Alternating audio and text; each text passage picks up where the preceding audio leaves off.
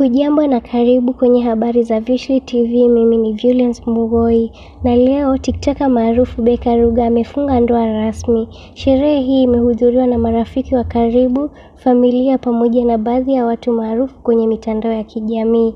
Na pia wakazi kutoka sehemu mbalimbali wamejitokeza kwa wingi ili kushuhudia ndoa yake na Kibz Moha. Wapenzi hao walikuwa wamekuwa kwa mahusiano kwa muda na leo wameamua kufunga pingu za maisha. Mashabiki wa Beka Ruga wamefurahia hatua hii kubwa na kumpongeza kupitia mitandao ya kijamii, huku akimtakia maisha mema na furaha tele katika safari yao mpya ya ndoa.